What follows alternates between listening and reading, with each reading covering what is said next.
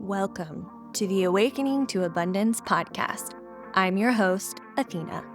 This podcast is more than a podcast, it's a transformative journey designed to help you awaken to your abundance. For you to discover what living the fullness of life means to you. As always, we're jumping right in with today's episode. Here's another question and answer. Enjoy. Okay, I am going to let you guys jump in and we are going to do some question and answers today because there were more questions I wanted to get to. We didn't get to the other day. And again, coming to you from the Ritz-Carlton in Pentagon City. It's a new year. I'm loving all of these questions. No question is wrong. And yes, please continue to, if you have follow-up questions, put them in the group or message me directly. I'm here for you, as always. Okay, so I'm going to give you one more minute to come in. It's a little bit gray today. The sun is peeking behind the clouds, and it's kind of making this beautiful pinkish gray look, which is actually quite pretty, but it also doesn't help with natural lighting. So that's all right. All right, let's begin. So the first question that you all had was, what should I manifest first? And this is very personal to every individual. You get to manifest whatever it is that you want at any time. So there's no right way of or right start to manifestation. It is based purely on what your desires are. So yes, as you know, you have to have a desire that you want to manifest to begin manifesting. But as far as this specific manifestation needs to be manifested first, that's not really a thing. Now, with that being said, two things come to mind. The first is if you are wanting to manifest being a reality TV star and you haven't done anything or moved toward that manifestation at all, know that it's going to take some time because it's such a big leap from where you are to where you want to go. There's going to be multiple inspired actions that will come along with your manifestation process. And at the same time, it's going to take some time. Sometimes, if we're available for it, we can quantum leap, but that is really about how available we are for that quantum leap. And if you're starting manifestation and you're asking this question, the quantum leap most likely won't occur for you right off the bat because you are still trying to wrap your brain around and your energy and your feeling state around what manifestation is in general.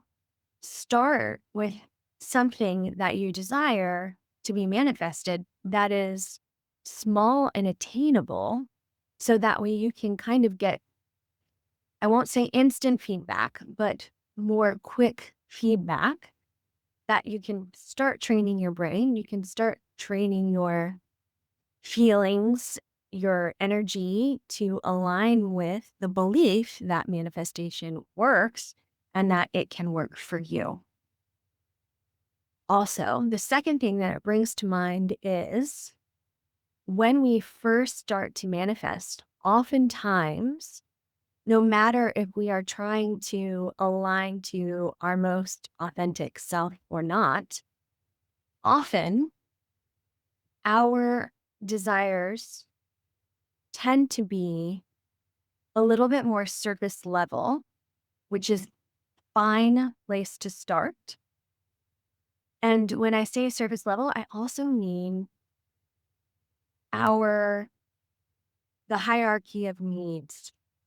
When our hierarchy of needs are being met, like food, shelter, which money tends to be one of those things that helps get food and shelter, that it tends to be in the beginning what most people are wanting to manifest: money, or building their business, or thriving at work, getting a promotion. Because once you start there and you see again that this works, and then also that you are bringing in money and that it is safe to manifest, and that this isn't some woo woo thing, that you see it actually working for you in your life, you tend to expand and grow as you are in your manifestations and in the manifestation process into things that feel more aligned and more authentic and are expanded. So it's no longer, I need X amount for rent or a mortgage or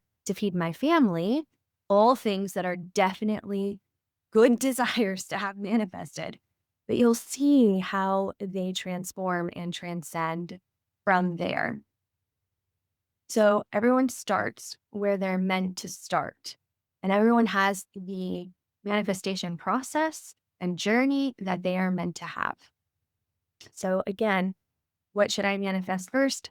That's really a very personal decision for yourself. And there is no wrong or right answer for that. Let's go to the next question. So,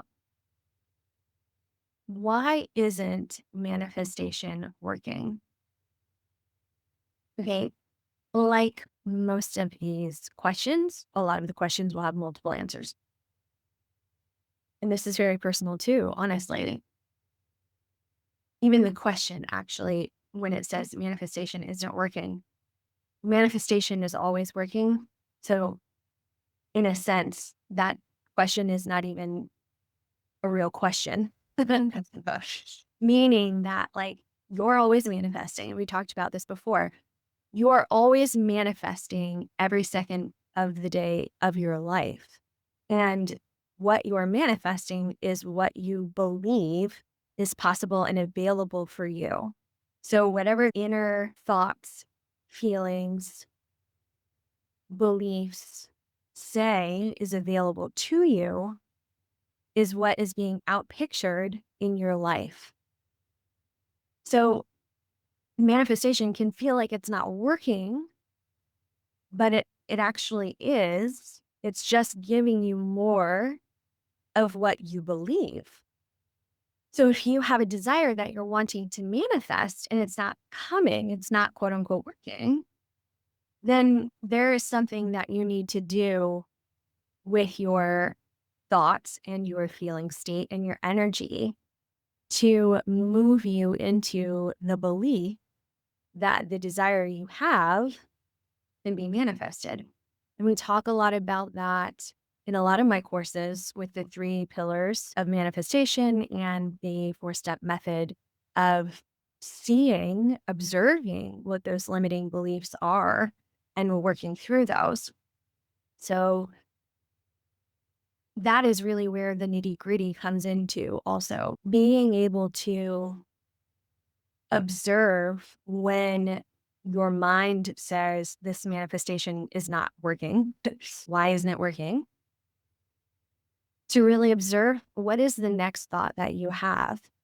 Does it say something like, well, this manifestation thing isn't working, or this desire isn't being manifested because blank? Pay attention to that, because that's the awareness. And or if you're having this thought and you get a feeling in your body, pay attention to that feeling in the body. And sometimes our brains and our bodies are so tricky because we'll be kind of feeling sluggish or out of energy. And then all of a sudden, a thought will come in that says, why isn't this working? Or this isn't happening fast enough, or whatever. And you can actually deepen into what's happening in your body. Perhaps the desire that you have that you want to manifest doesn't actually feel safe enough to manifest. And so your body is literally pumping out hormones and making you have feelings that are actually rejecting or pushing away energetically you becoming the match to your desire being manifested. So awareness is key, and it is the first step in the 4-step method that I have for becoming aware of limiting beliefs and then changing them. So that way your energy changes. Your energy is your thoughts and your words and your emotions. It's your state of being and allows you to become more of the match. And that's where you're going to see where manifestation is actually working. And also, whoever asked that question, if you are wanting more information on which course would be good for you to drill down into this, let's talk about it. And let's talk about specifically what you desire you're wanting to manifest. And we can see which course makes more sense for you. So make sure to message me or put that into the. Okay. The next question is, do I need a routine or special tools to manifest? Okay. So routine is helpful. I definitely have a morning routine, and a lot of people who do this kind of work have a routine. And so I'll say a few things about this. The first is the way that I teach manifestation is that it's not something that you do necessarily, and it's not necessarily a practice that you have every day, although it starts out like that. But the more that you do this, the more that you realize that you are the manifester, you are the creator of your life. Just like I was saying earlier about like you're constantly manifesting, you actually can't help manifesting. You can't actually stop manifesting. That becomes more of a rooted, deeply rooted belief inside you. Pressure kind of comes off because you don't feel so much like you have to be constantly utilizing the tools or being in your morning routine. And at the same time, because this is your life and this is your state of being, you just like exercise, like you don't have to do it every single day. And you can do it every single day. And you can find what works for you. Maybe in your schedule or the way that you've chosen to live your life, Monday through Friday, super easy for you to do a morning routine. But Saturday and Sunday, you take a break where you do something different, where you play with the morning routine and what it looks like.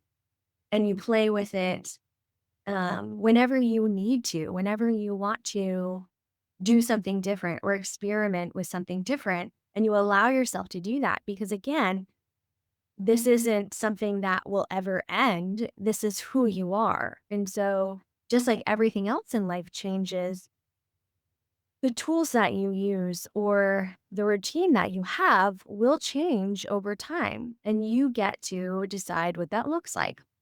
Because, again, you're not just the manifester of your life, you're the creator of your life. And so, within manifesting, you get to be creative. You get to try new things. You get to expand on your desires that have been manifested.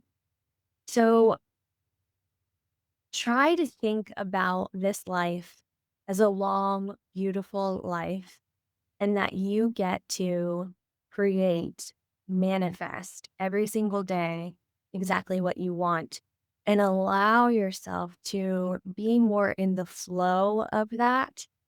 And even if none of that resonates right now or makes sense, and you are in a place, especially if you're in the beginning of your manifestation journey and learning all this, then having a morning routine or some sort of routine, whenever that is during the day, and utilizing specific tools, especially the 3 pillars and the 4-step method that I teach, and anything else that you read or come across that resonates for you, utilize them. And also, I'll say that even when it becomes more of a state of being and is just who you are, there will be life challenges that come along or major stressors in life that shake you up and bring you back to a place of devotion I'll use that word as opposed to like rigorous routine or something, but coming back to yourself, coming back home to where the answers truly are, where the manifestations, the true manifestations come from, that authentic part of you, that aligned part of you, that part of you that's connected to higher consciousness, the universe, God, whatever words you want to use. And obviously, in those life challenges too, you will expand and grow, but it often is helpful to come home to the things that you've used previously that have worked, that are more intentional and come at a time where you're needing to go back to the well and allow that to be a bigger part of your life during life challenges. So again, it all ebbs and flows, and you will find what works for you during the times that you need it to. And that's another reason why these courses are so wonderful, because all of this is available to you for whenever you need to come back to it. So say that you are in more of a state of being, a way of living in manifestation, and you're not rigorously doing the routines or utilizing the tools as much, or not taking it step by step in the tools. You're just able to quickly run through the 4-step method, for example. And a life challenge comes to you, you can come back to this or the courses and rehear it. And not only will it help you get through what you're going through, but when you are at a different level of consciousness, once you've had more experience in your manifesting, the words that I say and the energy that is behind them and the way that you heard it the first time that helped you then all come together. And then when you hear it again, will deliver new insights to you because you have your own experience that is now part of the experience of re-listening to it. So that's always there for you. So hopefully that answered your question.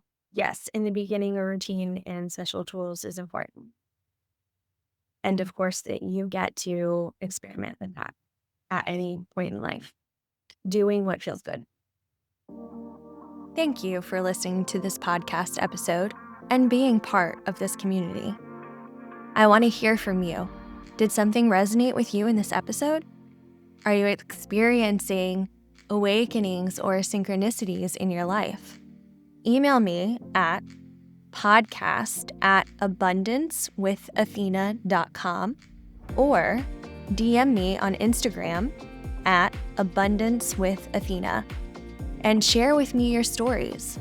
And until next time, keep awakening to the abundance that's always within you.